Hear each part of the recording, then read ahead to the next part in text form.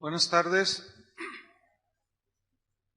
Quiero invitarle a que vaya abriendo su Biblia en el Salmo 19, versículo 12. Salmo 19, versículo 12.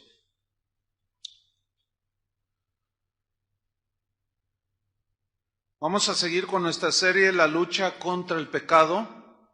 Y hoy vamos a tratar un tema que he titulado Los pecados ocultos. Los pecados ocultos.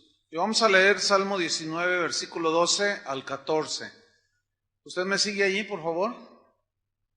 Dice así: ¿quién podrá entender sus propios errores? Líbrame de los que me son ocultos. Preserva también a tu siervo de las soberbias, que no se enseñoreen de mí. Entonces seré íntegro y estaré limpio de gran rebelión. Sean gratos los dichos de mi boca y la meditación de mi corazón delante de ti, oh Jehová, roca mía y redentor mío. David tuvo momentos muy difíciles en su vida, los cuales después de una reconciliación con Dios, tuvo momentos de reflexión muy profundos respecto al pecado. En este salmo, David, en ese momento de reflexión, dijo: ¿quién podrá entender sus propios errores? Porque la naturaleza humana, en la cual todos vivimos todavía, su tendencia natural, normal, es que le cuesta trabajo a la naturaleza humana, a cada uno de nosotros, reconocer nuestros propios errores, nuestros pecados. Pero David dice: líbrame de los que me son ocultos. Esta palabra, este verbo librar, líbrame, en el hebreo también significa limpiar. O sea, límpiame, Señor, aún de mis pecados que son ocultos. Entonces, vemos aquí tres aspectos en referencia con el pecado en la vida de David y en la de cada uno de nosotros. David, número uno, no solo pidió ser perdonado y limpiado por los pecados de los cuales él estaba consciente, sino también de aquellos pecados que estaban anidados en su corazón, que ni cuenta se daba que ahí estaban. Pero de los que nos vamos a ocupar hoy es de aquellos que solo David conocía y Dios, pero que los tenía ocultos. ¿Entiende? En el versículo 13, él ora y dice: preserva también a tu siervo de las soberbias, que no se enseñoreen de mí. O sea, la soberbia, el orgullo, pues es un pecado. Dice: que no me domine, que no se enseñoree de mí. Entonces, dice, seré íntegro. O sea, todo mi espíritu, alma y cuerpo va a estar dedicado para ti, te va a honrar, Señor. Y estaré limpio de gran rebelión. Versículo 14, él en su reflexión se va más allá que lo externo, nótenlo. Sean gratos los dichos de mi boca. O sea, todo, como ahorita, todo lo que tú oyes, ves de los demás, tus acciones exteriores, dice: sean gratos los dichos de mi boca, pero David se va más allá, y la meditación de mi corazón. De mi corazón. El corazón en la Biblia se refiere a esa parte más íntima y profunda del ser humano. En ocasiones, cuando leemos corazón, espíritu, en muchas veces es intercalado, son sinónimos en muchos textos en la Biblia, espíritu y corazón, o sea, lo más profundo del ser humano. Entonces David oraba: que sea todo mi externo, sea agradable delante de ti, pero no solo lo externo, sino también lo interno, que es lo más importante, ¿sí? La meditación de mi corazón, y luego dice: delante de ti. Los pecados ocultos son aquellos que están ahí anidados en el último rinconcito de nuestro corazón, ¿sí? Y que de una manera deliberada pretendemos esconder. Todos en nuestra casa tenemos el lugar de los cachivaches, ¿no es cierto? Todos tenemos un cuartito, un rincón, un lugar allá atrás en el patio. Yo también lo tengo, Sí, tengo una casita de esas de plástico chiquita, pero allí, pues hay muchas cosas allí, inservibles, ¿no? O uno va amontonando y está todo desordenado, cuando le abro a veces salen arañas, alacranes, una que otra rata, y ahí está el rincón, ¿verdad? Metafóricamente hablando, los seres humanos, en el último rinconcito de nuestro corazón tenemos esos lugares donde anidan las alimañas, los alacranes, las arañas venenosas, las ratas. Uy. Podemos esconder pecados a nuestra esposa, a nuestros hijos, a los familiares, al vecino, a los maestros, a todo mundo, pero a Dios jamás. ¿Cuántos dicen así es? A Dios jamás, ¿sí? Hay pecados tan ocultos que ni siquiera nos hemos dado cuenta que los tenemos ahí guardaditos, ¿sí? Porque ese lugar de desechos o desordenado, muy pocas veces lo visitamos. Cuando alguien llega a casa, un invitado, tú no le enseñas ese cuarto, ¿verdad que no? Dice, ay, qué bonita está su casa, ven para enseñártela. Y mira, esta es la recámara, pero nunca lo llevas allá donde están las arañas y los alacranes. Así nos pasa a los seres humanos. A veces mostramos por fuera, pues, ¿verdad? Este es el cuarto, pero nunca les enseñamos lo que hay en lo profundo del corazón.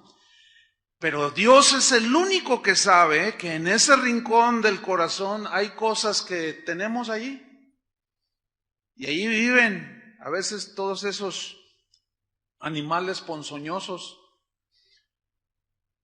La única manera en que nosotros podemos darnos cuenta de que tenemos guardados o escondidos pecados es a través de la exposición de la palabra de Dios, en nuestra meditación de la palabra de Dios, porque la palabra de Dios misma dice, por ejemplo, en Hebreos 4, versículo 12, dice que la palabra de Dios es viva y eficaz, y es más cortante que toda espada de dos filos.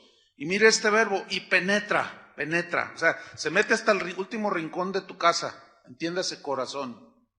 Y penetra hasta partir el alma y el espíritu. Aquí el espíritu es la parte más profunda, por definirlo de alguna manera, del ser humano, ¿sí? Hasta allá entra la palabra del Señor, pero todavía va más allá, las coyunturas, así donde se mueven las rodillas, esas coyunturas, y los tuétanos, lo que está dentro de los huesos.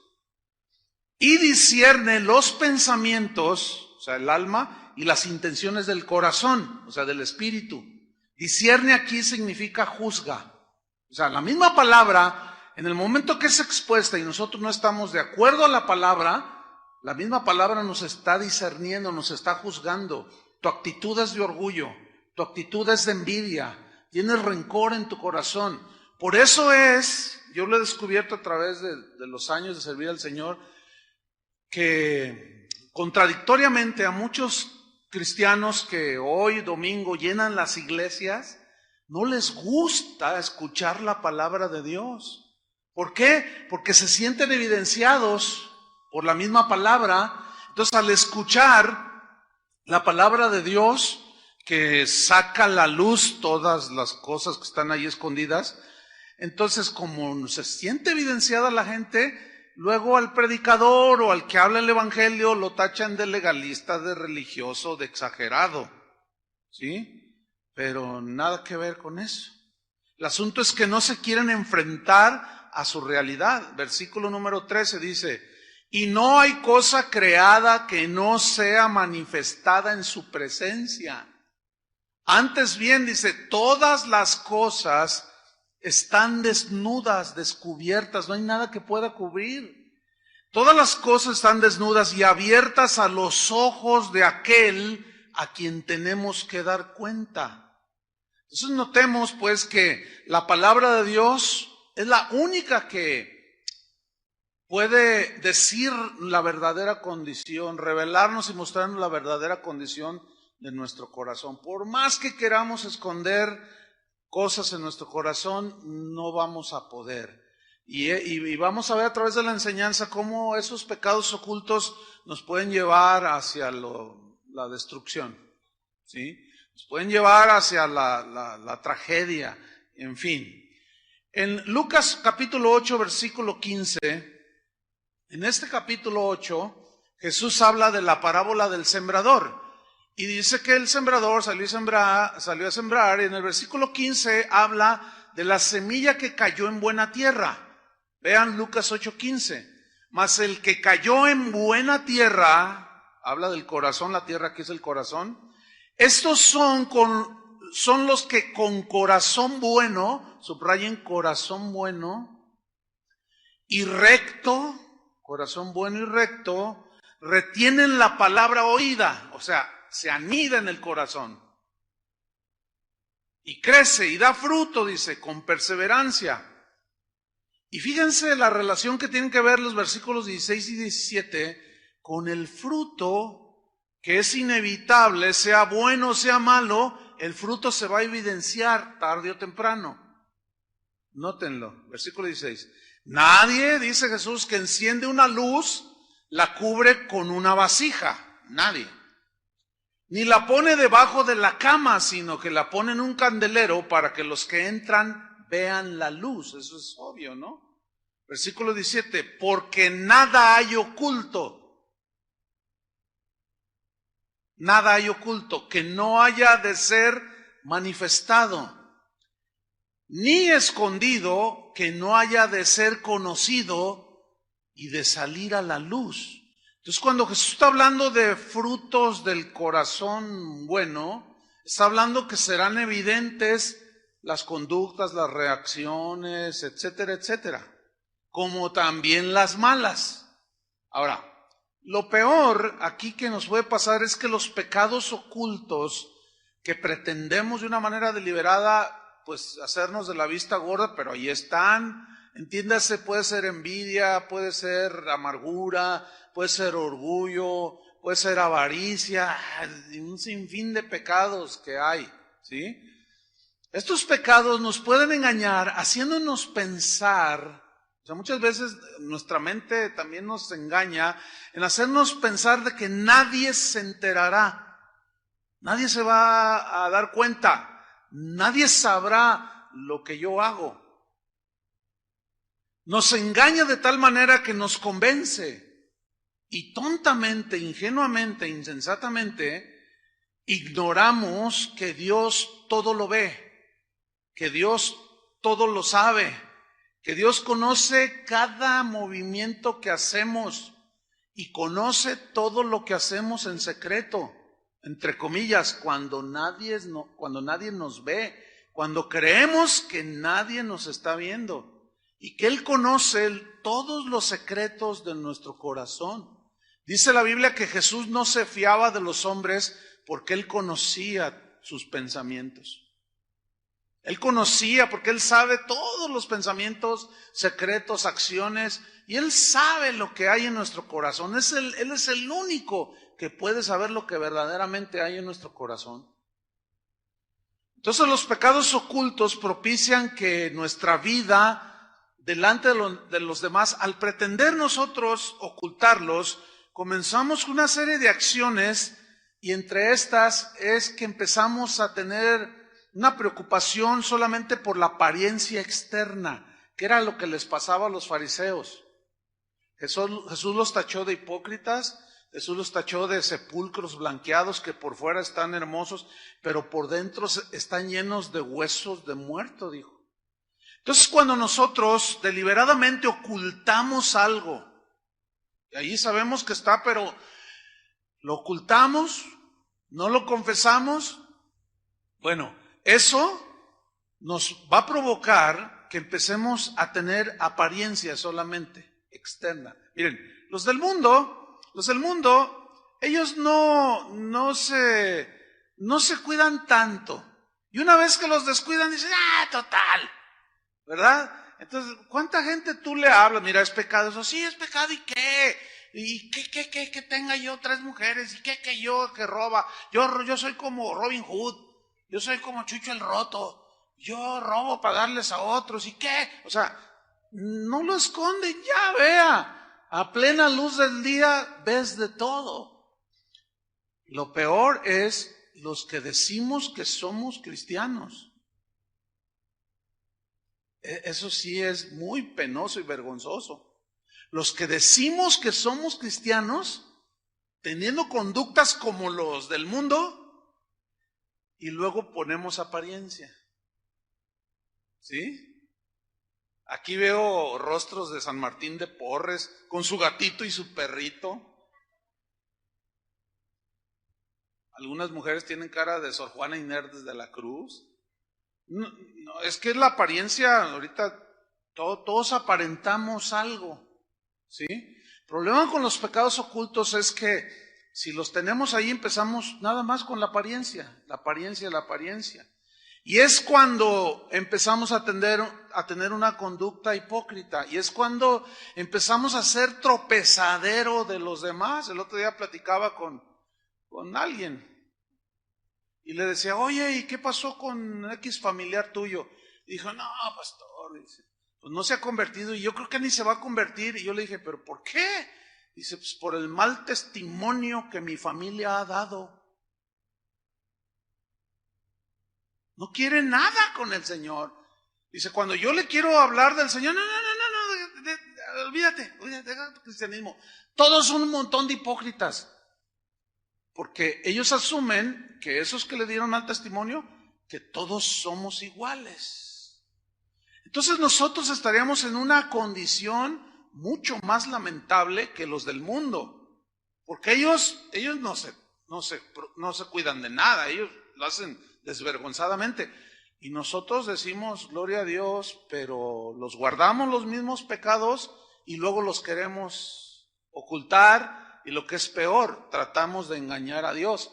Pero la Biblia es clara, dice que Dios no puede ser burlado. O sea, a Dios no le podemos ver la cara.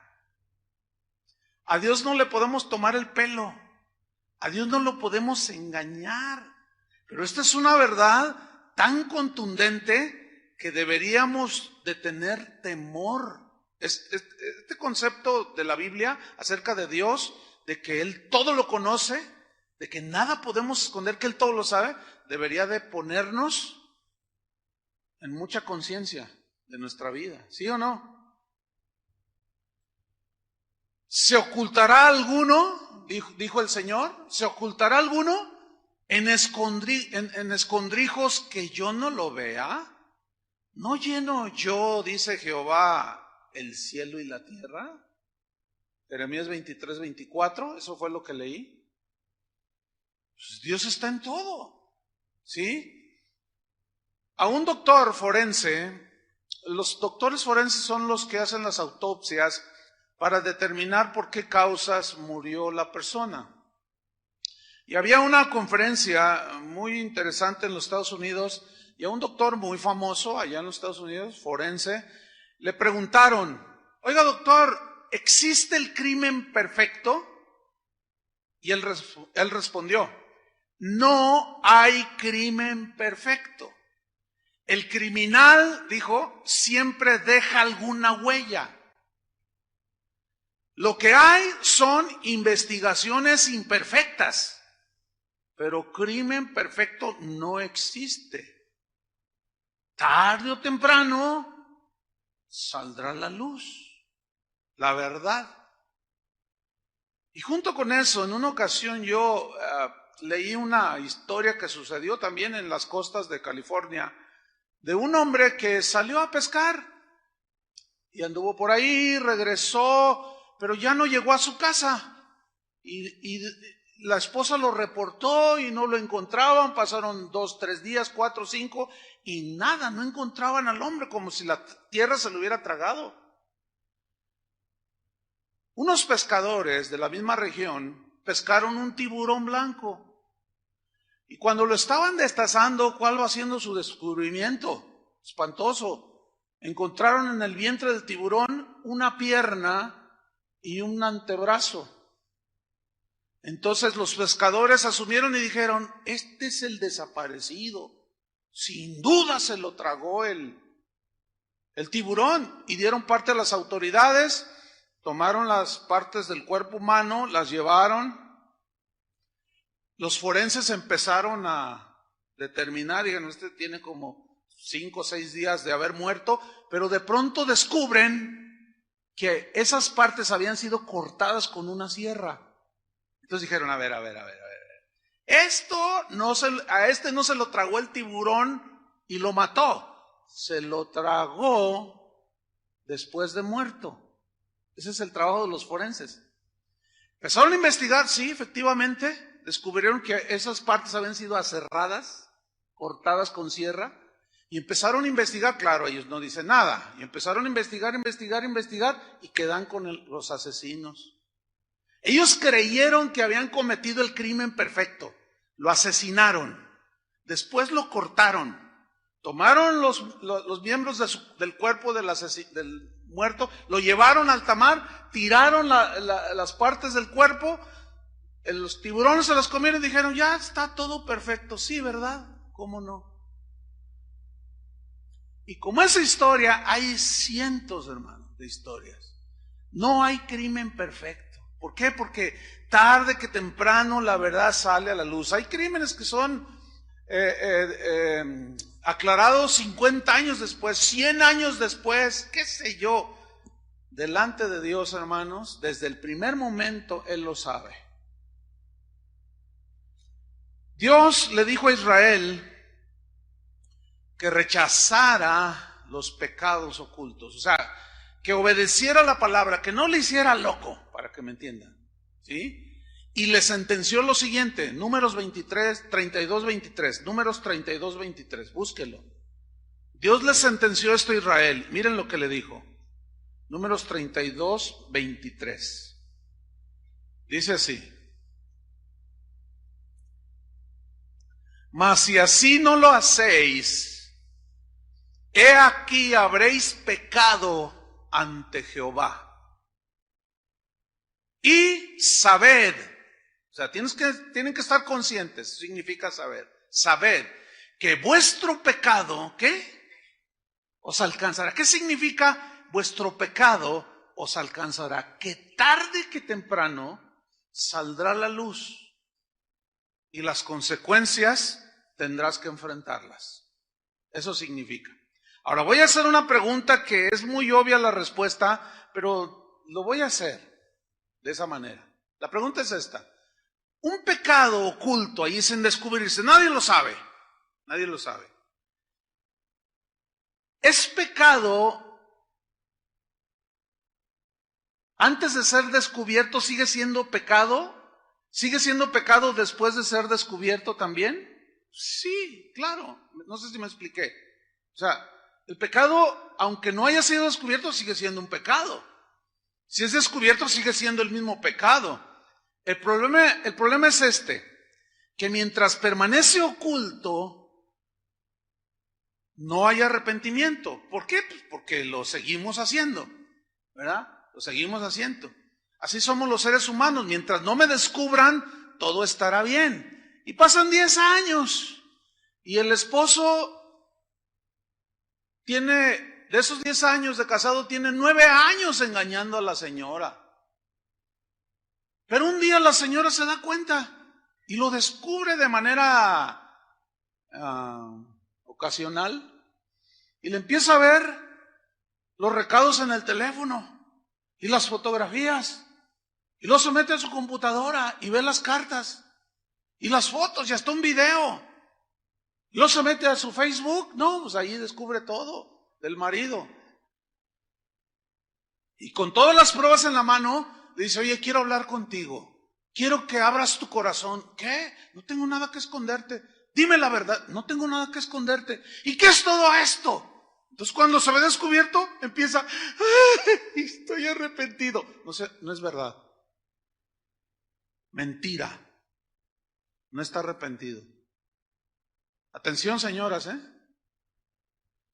Esa circunstancia es muy común. no está verdaderamente arrepentido. ¿Por qué? Porque si estuviera arrepentido, no estuviera por 9 años haciendo lo mismo. Lloró y dijo, estoy arrepentido, porque lo descubrieron. Pero en realidad no está arrepentido. Porque el verdadero arrepentimiento nos lleva a aborrecer eso y alejarnos de ese pecado. O la típica también de aquel empleado que descubrieron robando, por 4 años sustrayendo, alterando las notas, falsificando firmas y ganando dinero. Y digo, no, esto está... Pero el domingo viene a casa de oración y aleluya, gloria a Dios, ¿verdad? Alabado sea el nombre del Señor. Un grito de júbilo, dice Julio, y es el que grita más fuerte.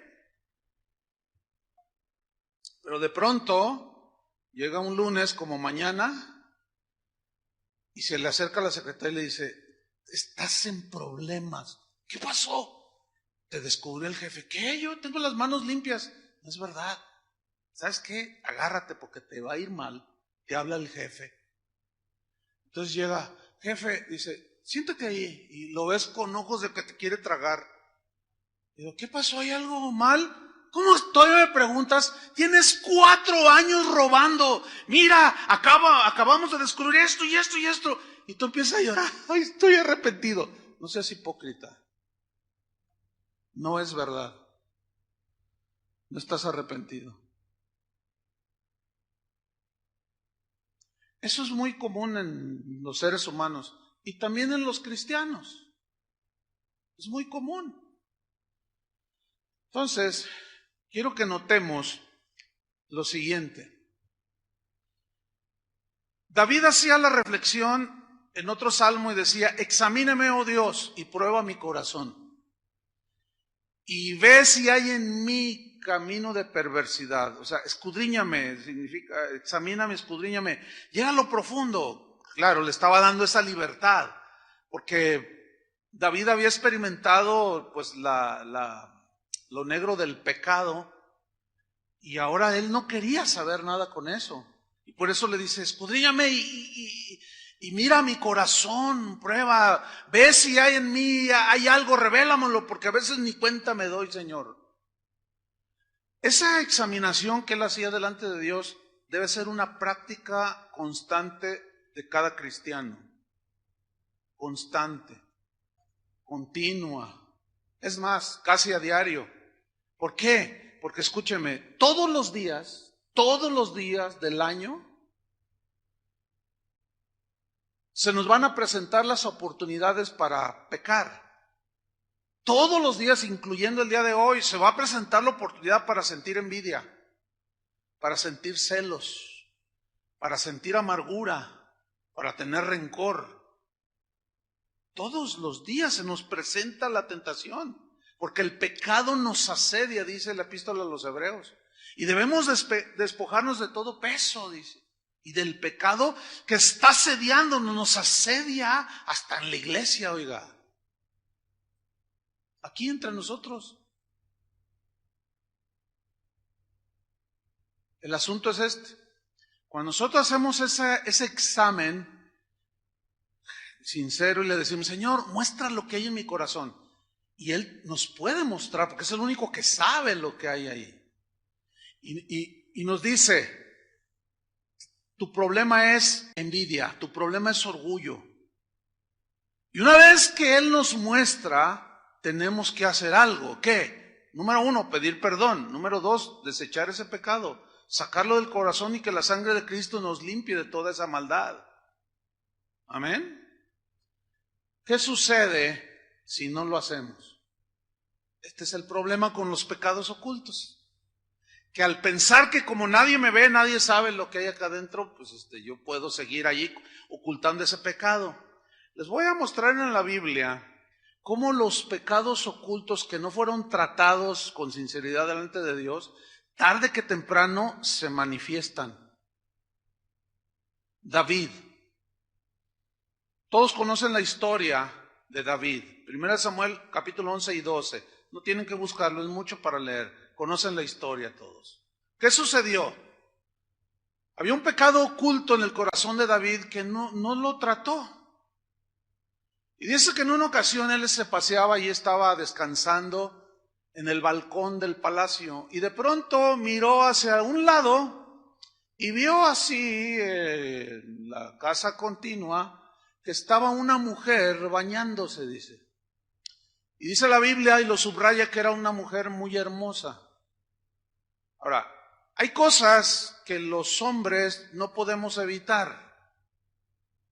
No podemos evitar que una mujer imprudente deje la ventana abierta. ¿Cómo? Yo no puedo impedir cuando salgo a la calle encontrarme con mujeres que van casi desnudas. ¿Cómo evitarlo? O sea, el problema no está en ellas.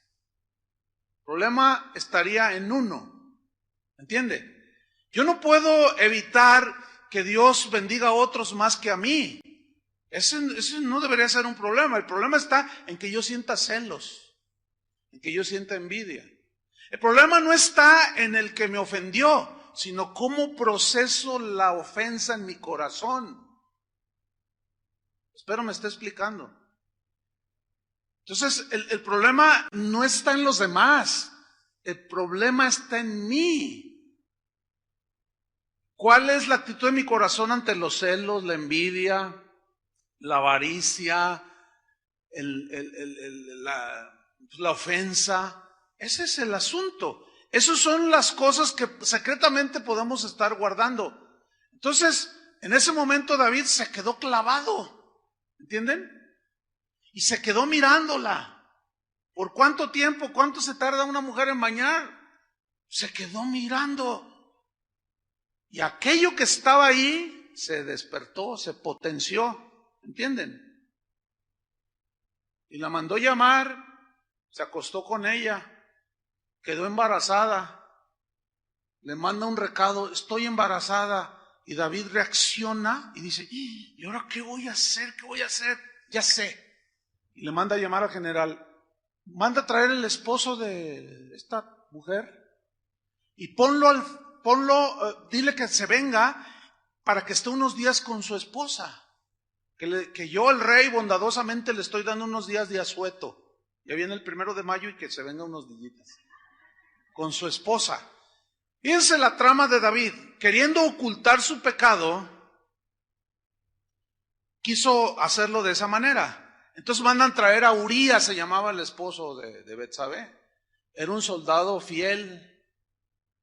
Lo manda a traer y le dice, mira, pues estate unos días de descanso allí con tu mujer. Y obviamente David asumía que al estar allí, pues iba a tener relaciones con su esposa y ya iba, ese bebé pues es de él, ¿verdad? Y así yo oculto mi pecado. Fíjense nada más. Escuchen bien, estoy hablando de un hombre de Dios. ¿Qué significa esto? ¿De qué nos habla esto? Que nadie de nosotros está exento. Pero vean cómo el pecado oculto ¿a dónde nos puede llevar? Entonces aquel soldado reaccionó como un soldado fiel y dijo, no, ¿cómo? Yo no soy un cobarde. Estamos en tiempo de guerra. ¿Cómo haría yo eso? Habrá tiempo para todo. Ahorita es tiempo de defender el reino. Y no quiso entrar a su casa. Entonces David, desesperado, dijo, ¿y ahora qué haré? Que ya nomás le faltó que dijera, ¿cómo le hago, Dios mío? No, es que a veces así nos las gastamos. Señor, ilumíname, ¿qué hago? Entonces, o sea, a veces estamos tan corrompidos ya. Claro, él no dijo nada de eso, pero tuvo otra reacción. Manda a traer al jefe del ejército y le dice, ponme a Urías al frente de la batalla, para que cuando los arqueros lancen sus flechas, ahí quede. Y de esa manera, pues ya, aquí estuvo Urías, nadie se enteró que no entró a su casa. Bueno, está embarazada, pues sí, pero fue de Urías. Y lo pone al frente de la batalla. Yo quiero que pongan atención a esto. Fíjense hasta dónde, a qué grados llegó. Todo por no haber tratado un pecado oculto. Y lo pusieron al frente de la batalla. Efectivamente, las flechas lo traspasaron. David se ha hecho como has querido. Dice, pues hay tiempo de morir. Y bueno, pues ahí le lloramos. Y bueno, y creyó él que su pecado ya había sido tapado, cubierto totalmente, que nadie se iba a dar cuenta. Pero Dios tenía otro profeta, o un profeta de esos de a de veras, no como los de ahora, porque los profetas de la Biblia todos denunciaban el pecado. Los profetas de la Biblia nunca endulzaban las palabras y le hablaban al oído, al gusto del cliente. Todos los profetas denunciaban el pecado de Israel. Y este profeta se llamaba Natán. Y Dios le dijo, ve y dile esto a David y cuéntale esta historia. Y era una metáfora y una parábola, especie de parábola. Había un hombre que tenía mucho dinero y tenía mucho ganado, y había otro que solamente era pobre y tenía una sola ovejita. Y llegaron gente a visitar al hombre rico, y en lugar de darle lo que él tenía de la abundancia, fue y le quitó la ovejita al que solo tenía una para dársela a sus hospedados. Entonces David reacciona y dice, no, ¿cómo? Tal debe morir. Ahí en ese momento surge el hombre justo, ¿entienden? El hombre de Dios, pero el pecado lo había engañado. Entonces Natán le dice, ese eres tú, le dice, y él entendió. Ahora, ¿qué hizo David? ¿Siguió defendiéndose? ¿Se defendió? ¿Agredió a Natán o se arrepintió cuando fue expuesto? Se arrepintió. Y de ahí se produce lo que hoy tenemos en los Salmos, el Salmo 51. Entonces la diferencia entre David y muchos cristianos el día de hoy es que se expone el asunto, se saca a la luz, Dios lo saca a la luz, que el problema está en ti, que el problema está en mí, o sea, que es en nuestro corazón, y reaccionamos mal, no como David. Esa es la gran diferencia entre David y muchos de nosotros, que era un hombre conforme al corazón de Dios, no un hombre que nunca pecó y de qué manera, pero cuando Dios lo confrontó, lo reconoció. Ese es el problema que tenemos ahora. Entonces, pecado que no es tratado, pecado que tarde o temprano saldrá y nos meterá en problemas. Dejen ponerles otro ejemplo en la Biblia. Ábranla en Segunda de Reyes 5, versículo 20. Segunda de Reyes 5, 20. Esta es una historia también muy interesante. 3 personajes aquí se mencionan. Uno es el profeta Eliseo, un hombre de Dios, sin duda. Otro es el siervo o el asistente de Eliseo, se llamaba Giesi. Segunda de Reyes 5:20. Y otro es Naamán. Naamán era el general del ejército sirio y tenía lepra. Entonces alguien le dijo a Naamán que fuera a buscar a un tal profeta llamado Eliseo, porque era un hombre de Dios y él podía orar y pedirle al Señor y sanar de la lepra. Y el hombre creyó y fue, y le mandan llamar a Eliseo, pero él simplemente dice, bueno, díganle a ese general que se sumerja 7 veces en el río y será sano. Entonces van y le dicen que te sumerja 7 veces, y el hombre se enoja y dice, no, ¿cómo? Este río está mugroso y los ríos de donde yo vengo son limpios. Y se va todo enojado, pero alguien va y le dice, no pierdes nada. Lo hace reaccionar. Dice, no pierdes nada, ve, ¿qué te cuesta obedecer? Ve y sumérgete 7 veces. Tienes razón. Y va, 1, 2, 3, 7, y sale limpio. Entonces él, sorprendido y maravillado, dice, pues alabado sea el Señor. Entonces va con Eliseo y le dice, Eliseo, por favor, mira, Dios me sanó. Y empieza a hablar del milagro que había recibido. Entonces le dice a Eliseo, yo te doy lo que me pidas.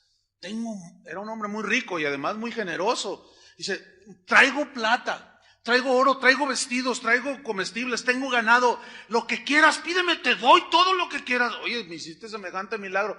Y Eliseo le responde, no, ¿y cómo yo voy? En otras palabras, como dice una versión, no, ¿cómo voy a traficar yo con el don de Dios? Si esto es de gracia, ¿cómo yo voy a pedir favores materiales porque Dios hizo a través de mí algún milagro? No, y rechazó toda dádiva a cambio del milagro. Y Giezi mirando todo, y miren lo que dice, Segunda de Reyes 5:20. Entonces Giezi, ¿lo tienen ahí? Criado de Eliseo, el varón de Dios, dijo entre sí, subraya esa frase, dijo entre sí. Quiero que note que la Biblia, o sea, el Espíritu Santo que inspiró la Biblia, fue el que dice que Eliseo dijo entre sí. O sea, ¿qué quiere decir? Que el Señor conocía el pensamiento íntimo. No lo habló, dijo entre sí. Y Dios conocía el pecado que tenía Giezi, anidado en el corazón. Entonces, dijo entre sí, he aquí mi señor estorbó a este sirio Naamán, no tomando de su mano las cosas que había traído. Vive Jehová, fíjate el lenguaje que usa, alabado sea el Señor. Se me hace que Giezi venía a casa de oración. Se sabía el lenguaje, alabado sea el Señor. ¿Cómo estás? Bendecido, hermano. ¿Tú crees que las promesas? Amén, hermano, aleluya, gloria a Dios, a su nombre, gloria. O sea, se sabía todo el lenguaje, lo utiliza el lenguaje. Vive Jehová, que correré yo tras él y tomaré de él alguna cosa. Fíjate, alabado sea el Señor. Yo voy a ir detrás de este sirio y voy a tomar alguna cosa. Alabado sea Dios. Pero yo, Eliseo, ay, qué tonto. Yo sí rechazó la bendición de Dios, dirían algunos hoy. Pero Eliseo tenía bien claro que él no podía traficar con su don. Ahora, yo les hago una pregunta a ustedes. ¿Cuál era el pecado oculto de Giezi? ¿Alguien me puede decir? La avaricia. Ahí estaba. Ahora, él vivía con Eliseo, y Eliseo pues era un hombre austero, dedicado completamente a la obra de Dios. Había otros que no lo eran. David vivía en un palacio, Abraham tenía muchas posesiones, etcétera. Pero en este caso, Eliseo, no vivía así en una opulencia, digámoslo así.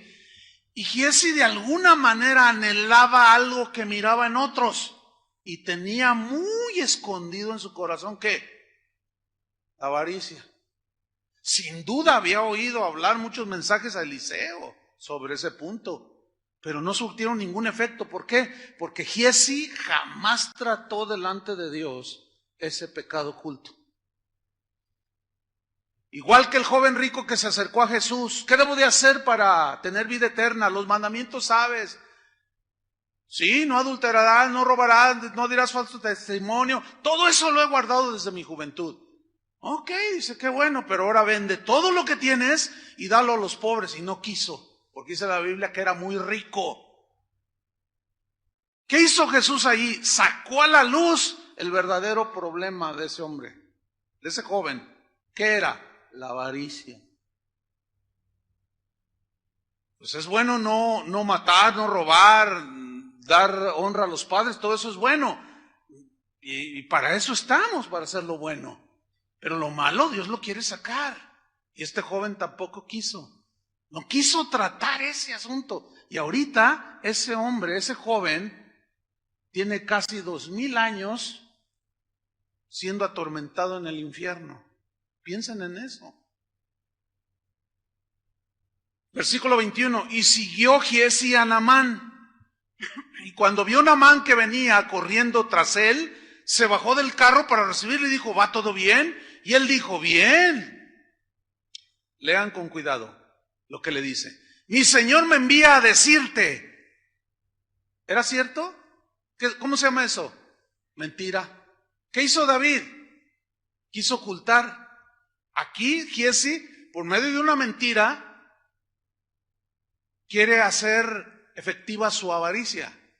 Es que mi Señor me envió a decirte, he aquí vinieron a mí en esta hora del monte de Efraín, 2 jóvenes de los hijos de los profetas. ¿Ven cómo todo lo relacionaba con lo religioso? 2 jóvenes de los hijos de los profetas.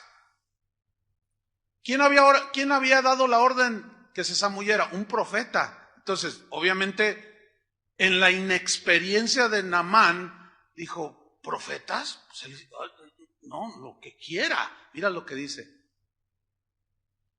Te ruego que les des un talento de plata, según él dijo que le había dicho Eliseo, ¿no? Te ruego que les des un talento de plata y 2 vestidos nuevos. Ahora, un talento de plata, un talento es una medida, ¿sí? Y son aproximadamente 34 kilos. 34 kilos de plata. La plata actualmente vale como 10,000 pesos. Si son 34 kilos, ¿cuánto dinero en la actualidad sería? 340,000, algo así, ¿no? Fíjate. Dice Eliseo que le des 340,000 pesos. Es bastante dinero, ¿no? Y que le des 2 trajes de marca. O sea, finos, ¿no? 2 vestidos nuevos, no usados, nuevos. Fíjate, su avaricia le puso esas cosas materiales. Ahora, vamos a ver el 23. Y dijo Naamán, te ruego que tomes 2 talentos. O sea, el tipo estaba agradecido, ¿eh? El tipo estaba agradecido y quería recompensar de alguna manera. El hombre era rico, pero era generoso. Hay gente rica que no es nada generosa. Pero este era rico y vamos a ponerlo así, un nuevo creyente en Dios.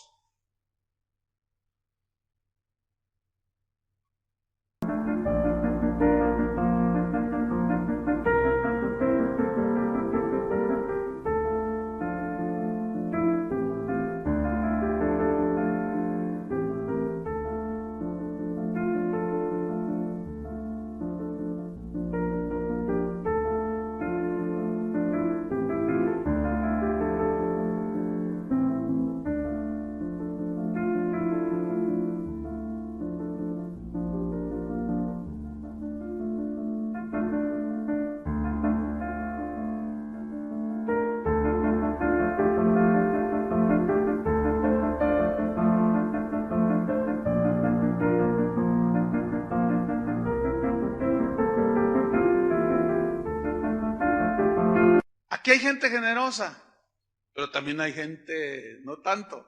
Hay de todo en la viña. Bueno, yo quiero dar un consejo a ambos. A los que no son generosos y Dios los ha bendecido abundantemente, sean generosos. ¿Cómo se vence la codicia o la avaricia? Dando. Ahora, a los que Dios los ha bendecido y son generosos, mi consejo es este: pídanle a Dios sabiduría a quién deben de darle, cómo deben de ayudarle, porque en 35 años sirviendo al Señor de tiempo completo, uno va aprendiendo muchas cosas. Y vas viendo gente que es generosa, pero también vas viendo que hay algunos que nada más están viendo quiénes son generosos, y esos son asediados. Y esto es bien típico. Gente nueva, convertida genuinamente, bendecidos, ya vienen bendecidos, tienen buenos negocios. Y hay algunos hermanitos de esos que casi no hay por acá, se dan cuenta porque los ven llegar en cierto auto y se ponen muy amigables con ellos. Y al rato, oye, préstame 100,000 para poner un negocio. Oye, préstame 50,000. Oye, fíjate que necesito un carro. Oye, y hay gente tan generosa que a todo lo que les piden, sí, hermano, yo te presto. Miran, ¿qué carro quieres? No, pues yo te lo financio. No, hermano, a ver, órale, sí va. Entonces yo les digo a los generosos, ahora quieran sabiduría, porque hay cada abusivo. Y los que son generosos y tienen el don de dar, Antes de hacerlo, pregúntenle a Dios y se van a sorprender de lo que van a escuchar de Dios, que te va a decir: a ese no le des ni un centavo. Ese es un vividor. Y luego vengan y consulten con los pastores aquí y van a ver cómo se confirma.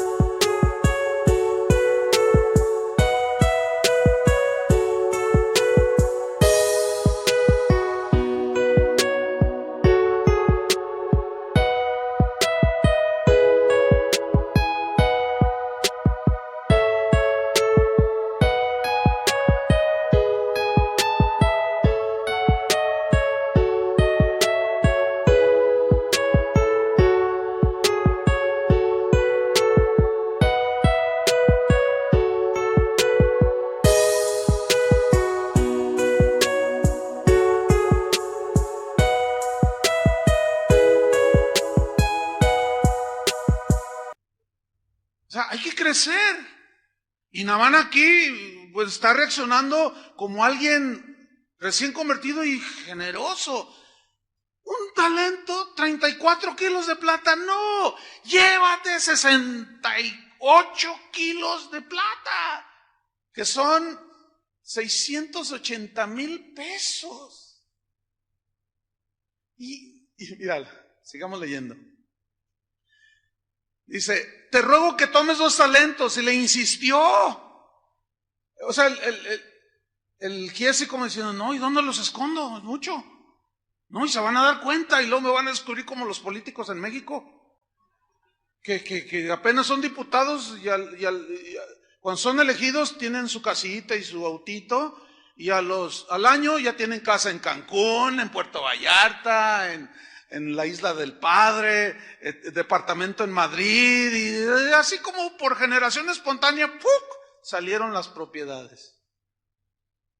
Y Eliseo, pero no estaba tan corrompido Eliseo, porque él dijo: no, nunca se le ocurrió: y si lo pongo a nombre de fulano de tal, si lo pongo a nombre de sultano de tal. No, dijo: no, pero él nada más le insistía: llévate 2, le dice. Y ató 2 talentos de plata en 2 bolsas y 2 vestidos nuevos, y lo puso todo a cuestas a 2 de sus criados para que lo llevasen delante de él. Vean el versículo 24.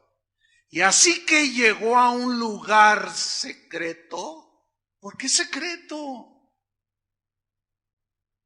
¿Por qué secreto?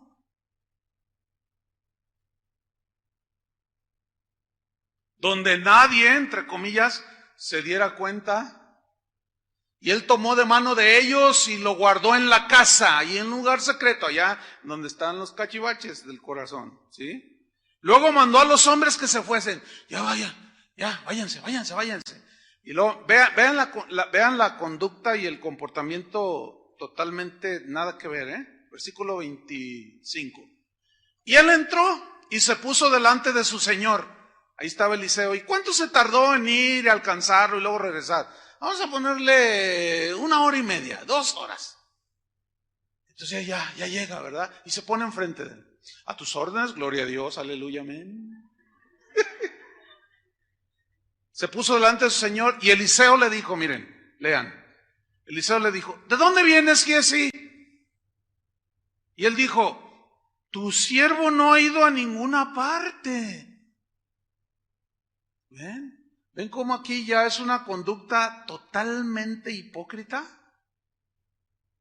Mentira, más mentira. O sea, su corazón Dios lo estaba descubriendo, pero él insistía en ocultarlo. Por lo tanto, su conducta empezó a ser diferente delante de Eliseo. Nada más que a Giesi se le olvidó que en ese tiempo los profetas, tanto como los sacerdotes y los reyes, tenían el Espíritu Santo. Y el Espíritu Santo es Dios. Y el Espíritu Santo le reveló, le mostró la conducta de Giesi. Y dice, entonces le dijo: ¿no estaba también allí mi corazón cuando el hombre volvió de su carro a recibirte y le pregunta, ¿es tiempo de tomar plata y de tomar vestidos a cambio del don, de la gracia de Dios, de los favores de Dios? Olivares, viñas, ovejas, bueyes, siervos y siervas, que sí. Por tanto, vean, aquí está la consecuencia. Aquí está lo trágico. La lepra de Naamán se te pegará a ti y a tu descendencia para siempre. Y salió de delante de él leproso, blanco como la nieve. ¿Qué sucedió aquí? Su pecado, ¿qué? Lo alcanzó. Pero quiero hacer mención a algo. En el siguiente capítulo, más adelante en la Biblia, se muestra que Dios sanó a Giezi. Lo limpió de la lepra. ¿Por qué creen ustedes? Porque se arrepintió, hermanos. Y sin duda, ser leproso en ese tiempo era lo peor que le podía pasar a una persona. Recibir el rechazo de todos. Porque la lepra es símbolo del pecado. Y recibió el rechazo de todos. No, está leproso. Sintió de todo. Pero él se dio cuenta, que es lo que nos falta muchas veces a los cristianos de hoy, darnos cuenta que el problema no está en el que rechaza al leproso, sino en el leproso. Entonces trató el asunto. Y Eliseo oró, y en la misericordia del Señor sanó a Giezi. Ese es el Dios que tenemos, hermano. No tolera el pecado y quiere limpiarnos de todo lo que está allá adentro. Ahora bien, tal vez tú digas, bueno, hermano, yo no tengo grandes pecadotes, yo tengo pecadillos. ¿Eh? Son pecadillos sin importancia, como todos, como cualquiera. Mamá, mamá, le dice el niño, mamá, ¿qué quieres, hijo? Es que lo que dijiste no es cierto, mamá. Ay, no importa, hijos, es una mentirilla sin consecuencias. Mentirilla, pecadillo. Mentirilla piadosa, dice acá. ¿Pecadillos? Pablo dice, todo me es lícito, pero no todo me conviene. Todo me es lícito, pero no me dejaré dominar. Hay cosas lícitas que nos pueden atrapar de tal manera que se convierten en pecado. Es verdad esto, ¿eh? Hay cosas que en sí mismo no son malas. O sea, ver un noticiero en la televisión es lícito, o sea, no pasa nada, espiritualmente no entiende. Pero si estás atrapado por la televisión y te la pasas 6 horas, 7 horas o la computadora o en el Facebook, ahí ya te atrapó. ¿Por qué? Porque estás descuidando a tu esposa, a tus hijos, tu trabajo, tu relación con Dios, y estás metido ahí en el Face, ahí con tu Face. Ahí está el asunto. Pecadillo, no. Bueno, abran su Biblia en Cantares 2:15. Vamos rápido. Aquí hay un versículo que tiene una metáfora, una aplicación muy interesante. Cantares 2:15 dice así: cazadnos las zorras. Y yo quiero subrayar lo siguiente: las zorras pequeñas que echan a perder las viñas, porque nuestras viñas están en cierne. Ok, ¿qué quiere decir este versículo? Mira, la palabra zorras en el hebreo es una palabra que también se traduce por chacales. El chacal pues, es una especie de lobillo, de zorrillo también, chiquillo, son chiquillos, no son, porque hay diferentes según la raza, ¿verdad? Hay lobos bastante grandes. Bueno, aquí habla de ese tipo de animalitos, esas zorritas, esos chacalitos, no crecían mucho, son como los perritos, es tacita de té que le llaman chiquitos. Pero, ¿por qué dice cazarlas? Cazar es matarlas. Agárrate el arco, agárrate la flecha. En ese tiempo, no, agárrate la lanza y no permitas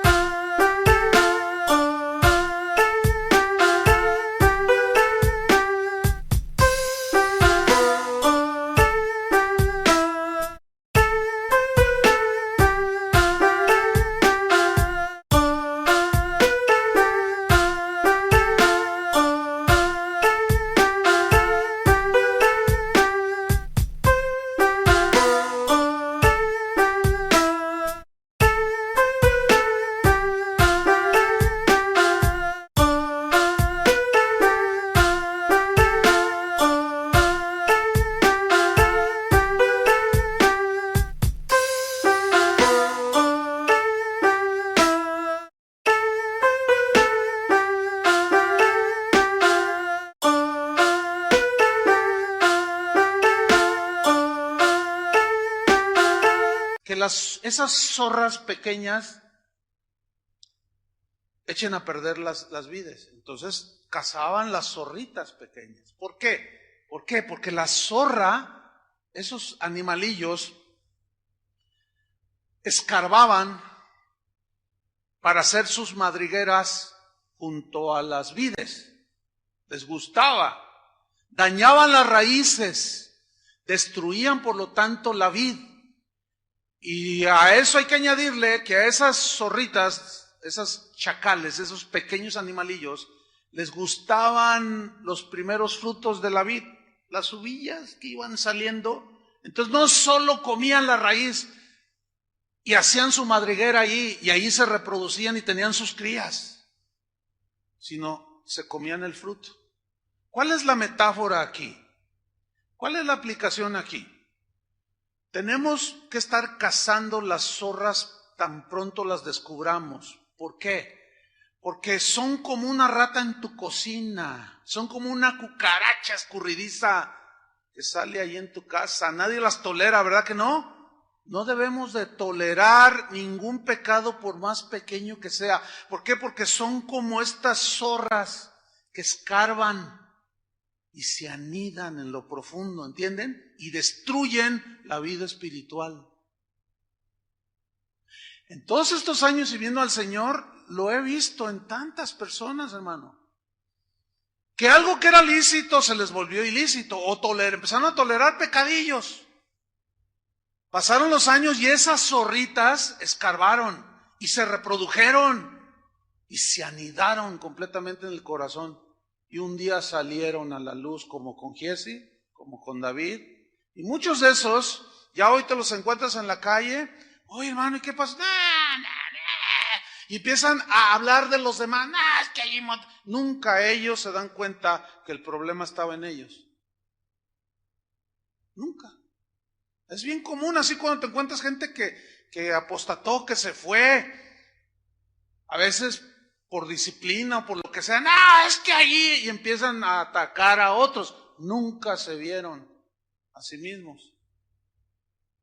Nunca se dieron cuenta que el problema estaba en el corazón de ellos. Entonces no podemos evitar que todo ande así alrededor, fuera de nosotros. Lo que sí podemos evitar es que se aniden. ¿Entiendes? Tú deja entrar una pequeña zorrita de la envidia y vas a ver cómo se te anida. Y toda la vida, yo he visto cristianos que tienen 15, 20 años y tú dices, bueno, pues ¿qué le pasa a este? Ni cristiano parece. He visto cristianos que tienen hasta 20 años y toda la vida y siempre se están quejando. Y tú dices, ay, esta señora ni parece cristiana. Y luego ni se miden. Están enfrente de los nuevos. Y tú dices, no, es que es increíble. ¿Por qué? Porque nunca trataron eso. Puede ser cualquier pecado. Ese es el asunto con los pecadillos, como dicen algunos. Ahora, ¿cuántas pequeñas zorras tal vez ya vivan ahí dentro de nuestro corazón? Sin duda, ahí están ocultos, ¿sí? ¿Cuántos de ustedes, me voy a atrever a aseverar algo, no existe una sola persona de las que estamos en este auditorio, y aún de los que nos escuchan, que nunca se le haya metido una piedrita al zapato? ¿Verdad que a todo? ¿Hay alguien aquí que nunca se le ha metido una piedrita al zapato? A ver, levanta la mano. Mira. ¿A usted nunca se le ha metido una piedra al zapato? Híjole, pues nunca se los quitará. ¿Quién sabe cómo le hará? Entonces, van a saber de lo que estoy hablando. Una piedrita así, de este tamañito, pongan atención, así chiquita, que esté en este momento en mi zapato, no puedo, no me deja moverme, no puedo caminar y disimulo, ¿sí? Pero ahí está, pero ¿saben? No me puedo quitar el zapato aquí, porque no sería propio. Cierren todos sus ojos y alaben al Señor y yo me entiendo. O sea, sería totalmente impropio, ¿no? Falto de educación, de sentido común. Tendría que aguantarme con la piedrita allí. Ahora, ¿quién aguanta una piedrita así, chiquitita? Nadie, hermanos. Pero lo que yo sí me he dado cuenta, a mí me gusta mucho andar en el campo y me gusta, en fin. Pero siempre que voy al campo o que camino en el campo, siempre se me mete piedritas al zapato. Entonces, pues como allá, no, tú te sientas espérenme, te quitas el zapato, la bota y hasta le haces y le ves. ¿Por qué? Porque no puedes caminar. Escúchenme bien, esos pecadillos son como esas piedritas, no te dejan caminar con Dios. Hay gente que miente con una facilidad, no, eso es una piedrota. Pero es mentira tras mentira, tras mentira, tras mentira. Tú dices, no, bueno, este ya es ya aparece ya las piedrotas de Tapalpa, en el zapato. Una pequeña piedrita, no nos deja caminar. Pequeñas zorritas, no nos dejan caminar. ¿Sí? Los pecadillos son como una mancha de tomate en el vestido blanco de una novia. Pues la mancha, así chiquitita, pero tú ves a la novia, ay, qué bonito, y de pronto se le nota, pero, ay, ¿qué tienes ahí? Le echó a perder el vestido. Y tú quieres comprar una tela de seda, 5 metros. Te quieres hacer un par de vestidos, qué sé yo. Y el que te está vendiendo la tela dice, mire nada más esta tela.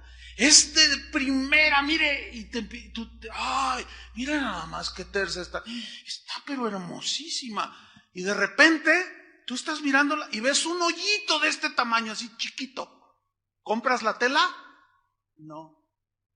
Ese hoyito echó a perder toda la tela. Y tú dices, oiga, pero tiene este hoyito. Ah, no es nada, te dice el vendedor. No, claro. ¿Qué tal si yo me hago el vestido y el hoyito queda aquí al frente? O queda por acá, o queda acá atrás, o queda aquí abajo. No compras la tela, ¿verdad? Las pequeñas zorras echan a perder la vida espiritual, el matrimonio, la relación entre...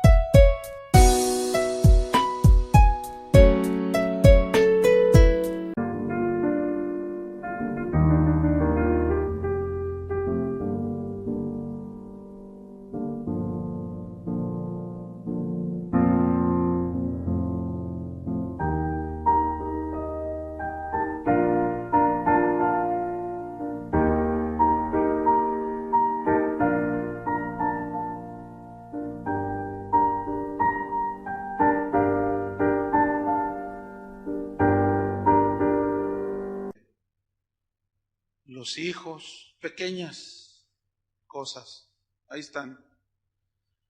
Pablo decía, porque os celo con celo de Dios, pues os he desposado con un solo esposo, para presentarlos como una virgen, como una novia pura a Cristo, sin mancha. Una mosca muerta, dice el proverbio, arruina todo el perfume. Una mosca muerta. Una hierba mala puede llenar todo un sembradío de cizaña nociva, ¿sí o no? Pero el agricultor se está sacándola y va y la saca, y la saca. Yo mismo en el jardín, allí cuando veo plantas que no tienen que estar allí, yo meto y lo saco. Porque al rato te inundan y ahogan el pasto aún o las otras plantas. No las dejo crecer. La Biblia dice, un poco de levadura leuda toda la masa. Ahora muchos dicen, no pasa nada, pues es algo que yo cuando quiera lo dejo, como si el pecado fuera débil. No, el pecado tiene una fuerza, hermanos, impresionante. A ver, ¿quién puede resistir un río caudaloso? Nadie. Pero mientras ese río es un arroyuelo y está así, no sé, 10 centímetros y el agua bonita, tú te metes al río, ¿no? Y hasta pateas el agua así, juegas y y todo así, todo bien tranquilo. Y tienes control, todavía está la rodilla, pues te metes y caminas en contra de la corriente y tienes la suficiente fuerza y avanzas. Pero, ¿cuántas tragedias sabemos de gente que está a la orilla del río? Y allá en la montaña se vino una tempestad y viene una tromba descendiendo. Cualquier persona, por elemental sentido común, oye el ruido y ve, ¿qué hacen? Vamos a resistirla aquí. Agárrense todos fuertes, ¿sí, verdad? No, a correr. La Biblia dice, huid de la fornicación, huid. Corre, no lo puedes enfrentar en tu fuerza. Es mucha fuerza lo que tiene. Es como un tsunami. Todos vimos las escenas en la televisión. ¿Quién pudo resistir esa fuerza, esa corriente? Nadie pudo. Tampoco vas a poder con la fuerza del pecado. Arrastró a David y era un hombre sólido. Arrastró a Giese, ha arrastrado a muchos. No podemos, hermano. Mira, a mí una vez me arrastró una corriente marina. A mí me gusta la pesca y fuimos a bucear y a pescar con arpón.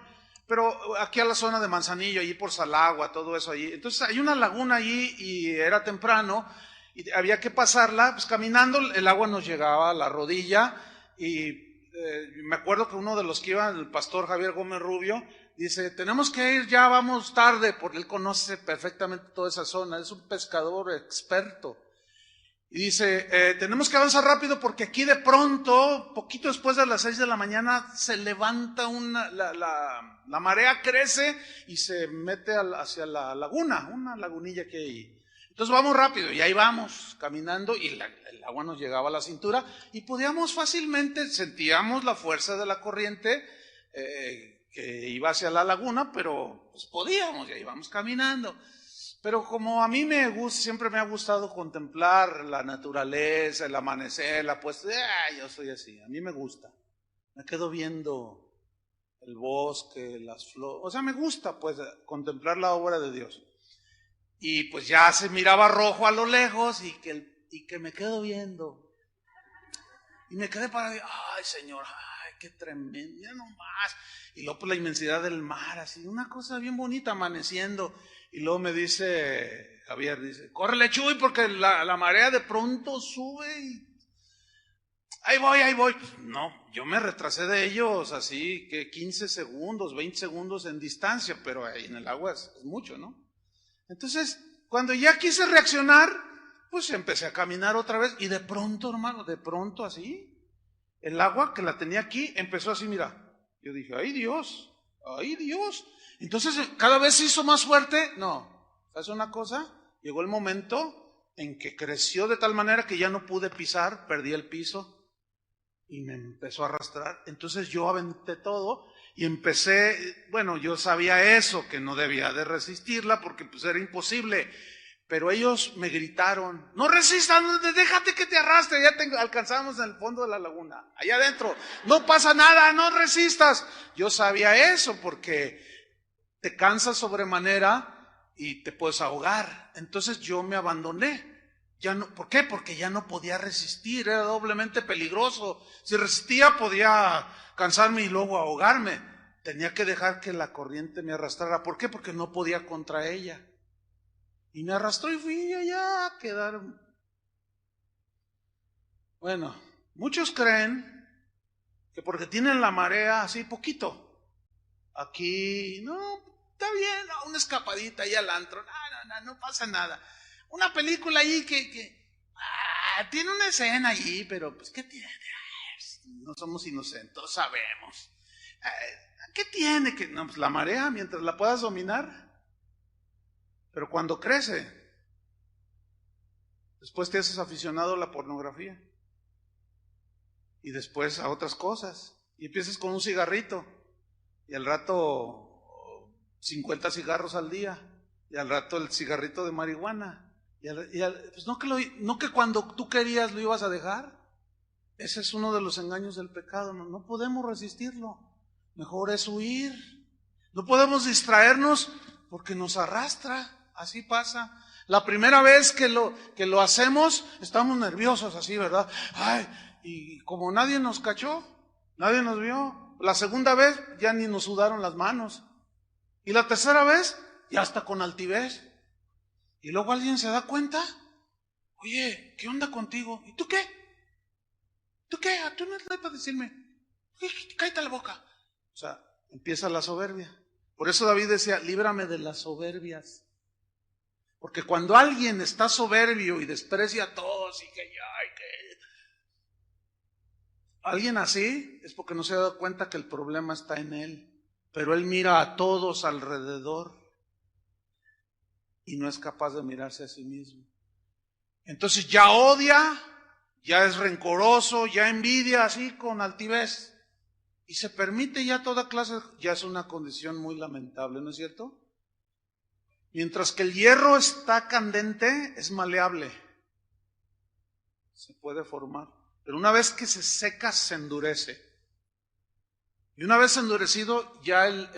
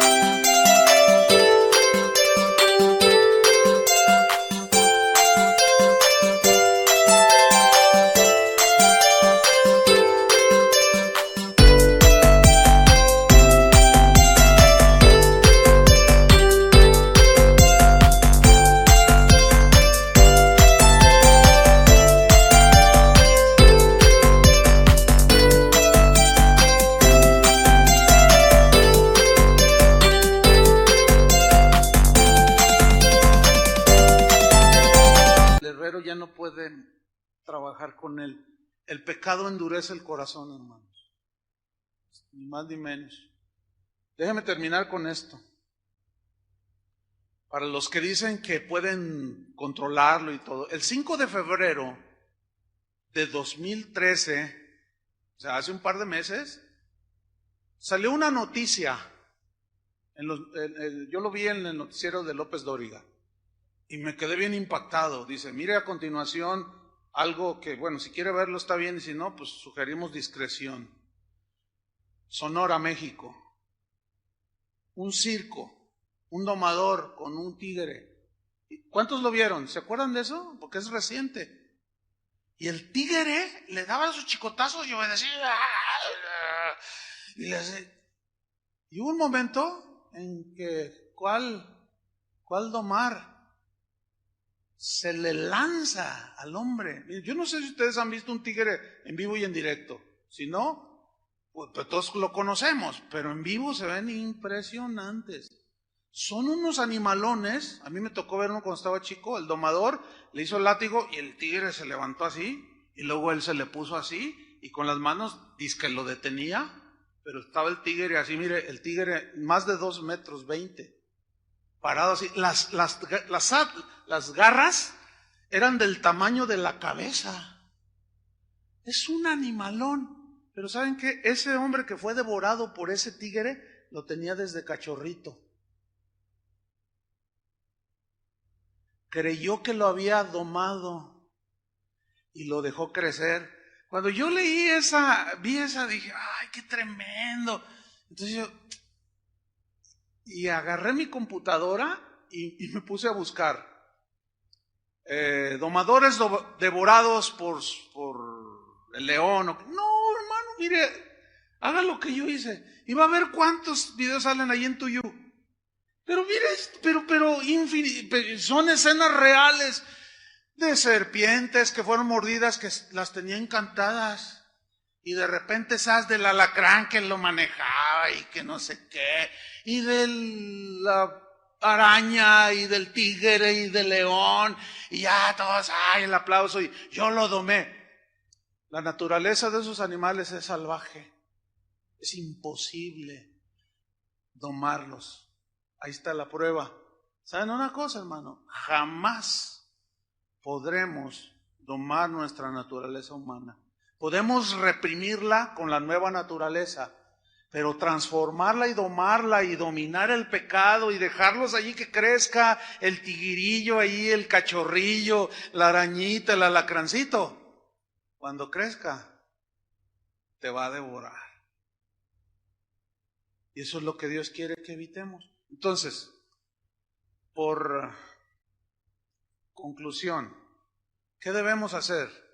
Cada uno examinarse delante de Dios, que sin duda, ¿quién sin duda nos va a decir, tu asunto en tu corazón es orgullo, tu asunto en tu corazón es envidia, es codicia, es lujuria, son celos, ¿sí? Y como es algo muy personal entre tú y Dios, porque Él es el único que sabe lo que hay en el corazón, entonces, ¿qué vamos a hacer? ¿Qué debemos hacer? Cazar las zorras. ¿Entiende? Tratar ese asunto. Pero ¿saben cuál va a ser la manera en que Dios trata? Por ejemplo, si es orgullo, ¿saben cómo es que Dios las circunstancias que Dios va a usar para tratar con nuestro orgullo? Justamente circunstancias en las que Él va a esperar que reacciones no con orgullo, sino con humildad y dominio. Para el que su bronca en el corazón es avaricia, justamente Dios va a permitir momentos en los que va a estar ahí el dinero o la oportunidad de ganancia deshonesta, y ahí es donde te va a probar, y ahí es donde tú, cuando dices no, es cuando la gracia de Dios te sostiene y te hace vencedor. Y así es como vamos sacando, ¿entienden? Esas pequeñas zorras. Es que agarren su escudo y flecha y a matar zorras y a sacar esas cosas. Amén. Esa era la gran diferencia de David y nosotros. Oremos, hermanos. Señor, te damos gracias. Tu palabra es la única que puede hacernos ver nuestra condición del corazón y hacernos entender que en nosotros es en donde está el problema. Pero nuestra tendencia es en mirar a los otros, al que me ofendió, al que tú le diste más, etcétera, etcétera. Cuando lo único que está sucediendo es que Dios está permitiendo para sacar lo que hay en nuestro corazón. Padre, como estos son asuntos muy personales, cada uno de nosotros, a cada uno de nosotros, muéstranos, Señor, ese rincón del corazón, donde tal vez viven alimañas, pequeñas zorras que han escarbado, han anidado, se han multiplicado. Ahí están arraigadas.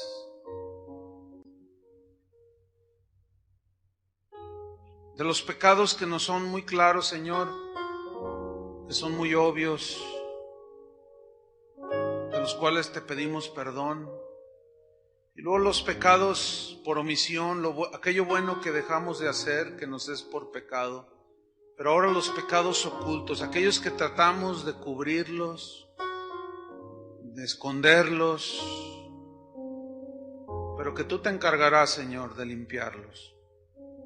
Límpianos, Señor. Tu sangre preciosa es poderosa para limpiar toda nuestra maldad, Señor. Trae a nuestro entendimiento esas pequeñas zorras, Señor, esos pecadillos o cosas escondidas que podamos tener, Señor. Que sean lavadas con la sangre preciosa de Cristo. Guárdanos entonces, Señor, entonces seremos íntegros y libres de las soberbias. Escudriñanos, Señor, y mira si hay en nosotros corazón malo, perverso, de incredulidad, de murmuración, de amargura, cualquier cosa que nos estorbe, no nos deje caminar. En el nombre de Cristo Jesús, tenemos fe en que la sangre del Hijo de Dios, de Jesús, nos limpia de todo pecado y limpia nuestra maldad más y más. Bienaventurados los de limpio corazón, dijiste Jesús, y el único que puede limpiar el corazón eres tú. Limpia nuestro corazón, Señor. Límpialo. Que sea tu habitación, que sea tu morada por toda la eternidad. En el nombre de Jesús, Padre, te damos las gracias. Amén. Que Dios les bendiga a todos, hermanos.